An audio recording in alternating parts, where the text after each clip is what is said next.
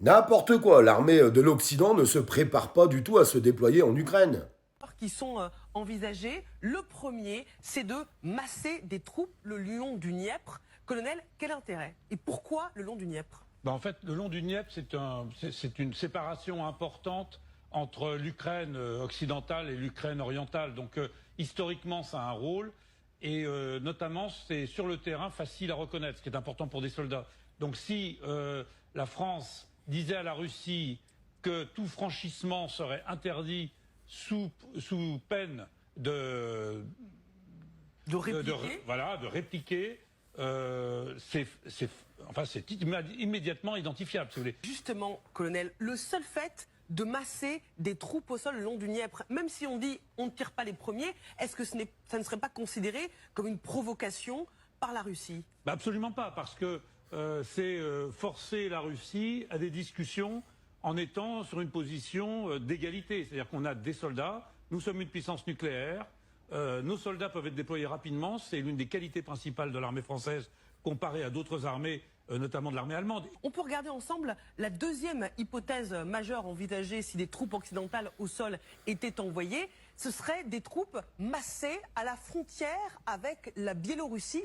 Encore une fois, quel est l'intérêt de situer des troupes à ce niveau-là? Il y a un double intérêt. D'abord, de dissuader la Biélorussie de prêter main forte aux Russes, sous peine de se retrouver elle aussi menacée du feu français, du feu. Mais surtout, c'est pour protéger Kiev. Parce que, si vous voulez, et d'ailleurs, je pense que les deux options peuvent être un moment mixte, c'est-à-dire que. Bon, je vais pas tout vous mettre en entier, parce qu'ils expliquent où est-ce qu'on pourrait foutre les troupes. Plusieurs choses. Ça fait 3 semaines qu'on a un président de la République, qui s'appelle Emmanuel Macron, qui n'exclut pas d'envoyer des troupes en Ukraine. Ça a beaucoup fait réagir. L'Occident au début a dit oh non, non, non, non, non, non. Puis après, ils ont changé un peu le discours. Ils ont dit ouais, mais on va envoyer des militaires pour protéger les frontières, pour faire du déminage, pour faire de l'humanitaire. Bon, on envoie quand même des troupes. Et là, l'Occident réagit en disant bon, vu comme ça, oui, on peut étudier les choses. Ok. On a une information qui tombe hier en disant qu'il y a déjà 2000 soldats qui seraient prêts à partir en Ukraine. Peut-être une fake news. Peut-être. Démenti en tout cas par la France. Bon, si vous pensez que la France va commencer à vous dire la vérité, vous pensez ce que vous voulez. Mais bon, ça laisse quand même à supposer certaines choses. Des déploiements de troupes et des entraînements intenses de tout l'Occident. Tout l'Occident sont en train de s'entraîner de manière très très forte, avec un gros déploiement.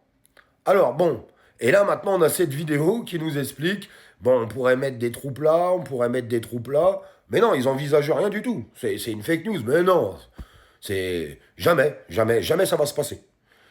Ok. Et puis dans le dernier temps, vous avez Macron qui nous fait bonne figure hier à Marseille, embrassé par certains citoyens. Alors, la lutte anti-drogue, ça c'est très très bien.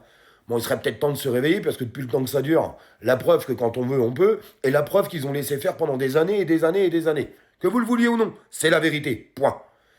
Mais c'est marrant de toujours attirer l'œil ailleurs pendant qu'on fait quelque chose de l'autre côté.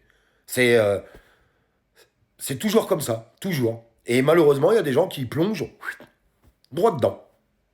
Honnêtement, droit dedans.